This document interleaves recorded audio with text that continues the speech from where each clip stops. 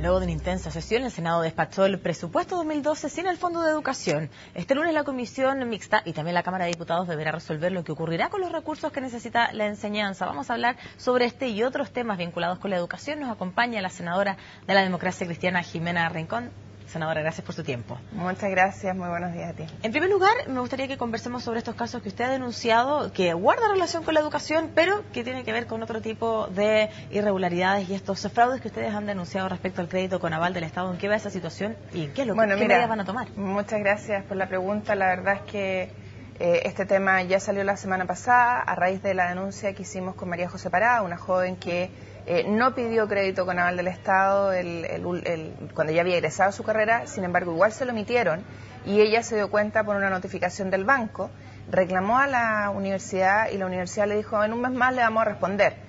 Y se encontró ese mismo día con otra chica que lleva varios años con esta misma situación. Ayer estuvimos con ella, Fabiola Sepúlveda se llama, esta segunda egresada ya profesional con este mismo caso, y a raíz de eso nos han empezado a llegar más denuncias. De hecho, ayer estuvimos con los papás de dos profesionales, una de ellas es Daniela Pérez San Martín y la otra es Macarena Ibarra, y en todos los casos la misma figura, estudiantes que usaron en algún minuto el CAE y al final de sus carreras, cuando ya habían egresado, no lo piden, la institución académica lo pide por ellas y finalmente aparecen con una deuda adicional en un banco que les significa intereses, reajustes, multas, incluso publicaciones en DICOM por no pago. La verdad es que esto está dentro de los temas que nosotros venimos planteándole al gobierno, que los jóvenes han planteado en su demanda, y es que exista una institución pública que administre estos recursos y no la banca, que no se lucre con las platas para educación. Eso se alinea con la demanda, ¿cierto?, que han tenido durante este tiempo los estudiantes universitarios, es que el crédito con aval del Estado no esté... O cualquier sistema. O que haya un sistema único, ¿cierto?, en este caso, Además, para poder optar a distintos créditos, pero esto se alinea con las demandas de los estudiantes. Absolutamente, y esto da cuenta de que los estudiantes tienen razón, porque aquí no hay una institucionalidad pública, se entrega a la banca. Finalmente las instituciones académicas y la banca no administran bien los recursos, abusan de ellos, incluso se puede llegar a constituir estafa en varios de estos casos, y quien paga las consecuencias son los jóvenes, los profesionales que tienen que asumir deudas que no han contraído y que no tienen que ver con sus estudios. Incluso en uno de estos casos, a una de estas chicas, a la chica Ibarra, le ofrecen, le dicen: sí, en realidad efectivamente nosotros pedimos este crédito que no es de usted, pero usted puede estudiar la carrera que quiera contra estos fondos. O sea, de verdad, de una sinvergüenzura insólita.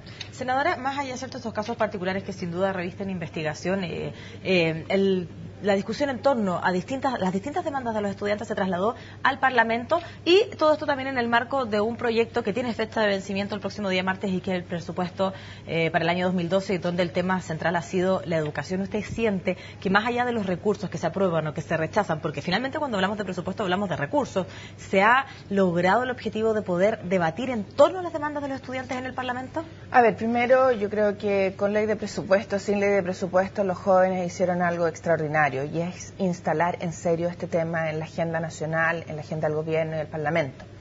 Esta ley de presupuesto no es para discutir los temas de fondo, y yo creo que eso es importante transmitírselo a la ciudadanía, porque mucha gente en Twitter nos decía: pero ¿cómo no rechazaron definitivamente? ¿Cómo permiten que vaya a la mixta? La verdad es que aquí no estamos discutiendo el tema de fondo de la discusión, pese a que en nuestras intervenciones y en nuestra argumentación obviamente está presente, pero lo único que estamos discutiendo aquí es cómo se financia el próximo año el tema educacional. Y el gobierno, en la ley que manda discusión al presupuesto, no se hace cargo de las demandas estudiantiles. Es una ley de presupuesto bastante mezquina desde el punto de vista de las demandas. Piensen ustedes que durante los últimos 5 años de los gobiernos de la concertación, en promedio, el presupuesto en educación había crecido 13%. Este presupuesto, en comparación con lo que se ejecutó del año 2011, crece solo 10%, pese a todas las demandas estudiantiles. ¿Senadora? No se hace cargo de un tema fundamental, y perdona que me detenga en este tema, que es el tema de la cobertura en becas. ¿Por qué? Porque el aumento y lo que pone el gobierno son becas en relación al arancel referencial, vale decir, lo que supuestamente cuestan las carreras, pero no lo que cuestan efectivamente. Entonces el monto del financiamiento no es el real. no se hace cargo de la mayor demanda que se requiere en educación de inicio o preescolar, no se hace cargo de la educación básica y media, no responde a las exigencias que habíamos hecho de crear un fondo de financiamiento de 4.000 millones de dólares efectivos, con cargo a una ley que tenga el sustento para ello. Lo único que tenemos aquí es una figura contable que traspasa platas de un lado a otro, pero no las pone efectivamente en beneficio de la educación. Senadora, y usted hablaba también, ¿cierto?, de estas diferencias que han tenido con el gobierno cuando discuten, ¿cierto? Más allá, usted decía, estamos hablando de presupuesto, pero no es el tema de fondo, pero sí ustedes aprovechan sus tiempos de intervención para exponer sus demandas también. Y para argumentar por qué esa ley de presupuesto no va de acuerdo con lo que está demandando la ciudadanía. Pero, sin embargo, en esta discusión de intensas horas también se vio de manifiesto, tal vez no en la forma en que votaron, sino en la discusión, que también había problemas para ponerse de acuerdo al interior de la oposición. ¿Ha costado también lograr el consenso dentro del bloque opositor? A ver, lo que pasa es que cuando tú estás discutiendo temas de fondo, siempre hay posturas extremas en esto. Algunos que sostienen que hay que llegar a acuerdos y otros que sosteníamos que esto no era sustantivo y que no valía la pena llegar a ningún acuerdo y que el gobierno aprobara su ley de presupuesto como la había mandado, con los aumentos mínimos. ¿Por qué? Porque yo creo que la ciudadanía también tiene que saber que el gobierno, pese a todo lo que le ha dicho la gente, ni siquiera la oposición, la gente, no quiere entender cuál es el sentido profundo de las transformaciones que el país demanda. Pero la discusión que se dio en el Senado profundiza las diferencias al interior de la oposición. ¿Con qué sensación se quedó usted, senadora? No, la verdad es que no. Yo no estuve en la negociación del tema presupuestario. Yo vi otros temas, el tema energético, donde también es un fiasco lo que hace el gobierno porque reduce las platas de energías renovables, en eficiencia energética. Estuve en el tema agrícola, en otros temas. No me tocó educación.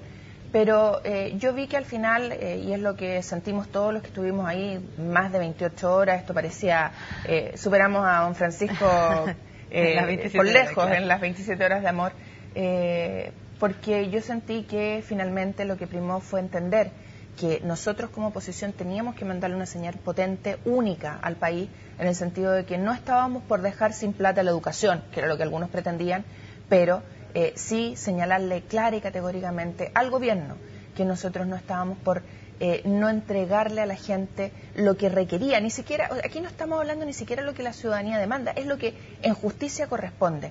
Cuando en nuestro país el 48% de los hogares están a cargo de mujeres trabajadoras, cuando en nuestro país el 75% de los trabajadores ganan menos de 300.000 pesos, obviamente que el tema de la educación es importante. Y todos los esfuerzos que hagamos como país son importantes. Entonces, el que nos vieran unidos, el que vieran que éramos una sola voz, nosotros votamos todo como bloque, absolutamente, nadie se salió del cuadro. Por lo tanto, el que quiera apostar a que nosotros estamos divididos se equivoca, porque cuando trabajamos por la gente tenemos una sola voz. Senadora, bueno, viene una semana intensa, esta vez en la Cámara de Diputados y luego en la Comisión Mixta. Gracias por su tiempo aquí en CNN Chile. Muchas gracias a ti. Y nosotros nos separamos un instante, ya lo sabe, pronto nos reencontramos con más noticias, no se vaya.